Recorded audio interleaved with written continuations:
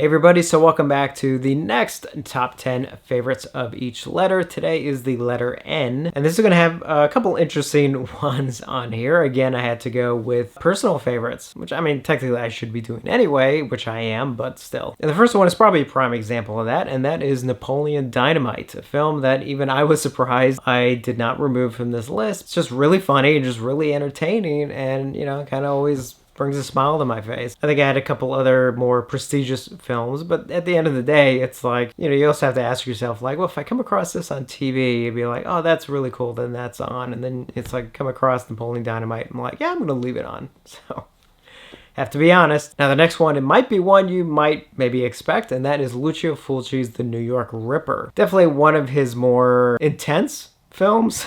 Maybe. There's definitely kind of a major sleaziness to New York Ripper. I mean, you know, his other ones may be a little bit more graphic and things like that. Yeah, there's definitely sort of that grindhouse sleaziness. But maybe that's also why I like it so much. Don't know if we want to read more into that than we should, but I don't know, you know, there's something kind of amazing I also find with Fulci's films in general. Next up will not come to anybody's surprise, especially since I am wearing the shirt, and yes, I did wear this on purpose, and that is Clive Barker's Nightbreed, a film that I fell in love with the moment I saw it. While it's nice to see that it has developed, you know, pretty large following over the years, it was a while there where I kind of felt like I was alone. I mentioned Nightbreed, and people would be like, they kind of shrug, or they're like, I've never seen it. I was like, really? Because I think it's amazing. Next up is Fred Decker's Night of the Creeps, and again, probably one of my favorite horror comedies, basically, because it is so funny, and I love so many of the in-jokes, and they're like horror in-jokes, even people's names and things like that, and there's just so many amazing lines in the film, and of course, it's just like highly rewatchable. I mean,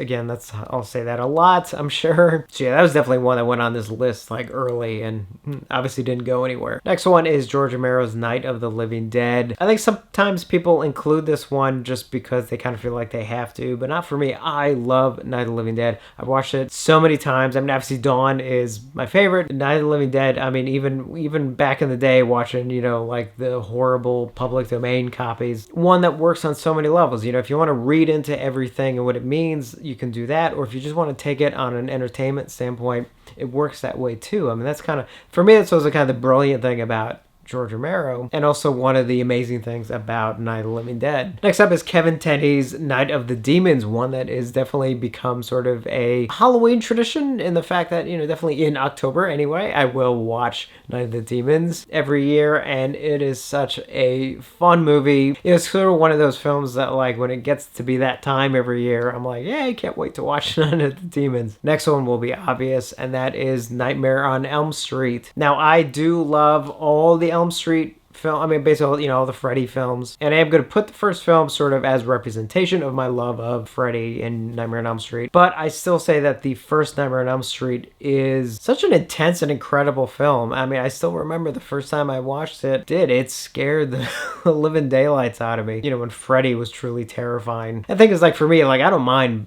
having, you know, terrifying Freddy and sort of more pop culture Freddy. Like, you know, for me, it all works. You know, the nice thing about the films is that depending on my mood, I can jump into either one. Next up is Alfred Hitchcock's North by Northwest, which is one of my top favorite Alfred Hitchcock films. Might put it third, actually. The other two will be coming up in future lists. The key about it is that it is sort of almost, it has all the classical elements that you do sort of associate with Hitchcock, but especially it is so entertaining. It's one of those where I swear every time Turner Classic Movies has it on and I'll notice it, I will stop and leave it on. Next up is the original Nosferatu, because that's a film that walks a fine line between my fandom of it and also the filmmaker in me. It is one that really speaks to the filmmaker in me. You know, it's really a film that was ahead of its time, and it's weird to think about the fact that, you know, they tried to have it destroyed at one point, and it's a film that really had a, you know, strong impact on the genre in so many ways. And then finally, another Alfred Hitchcock film,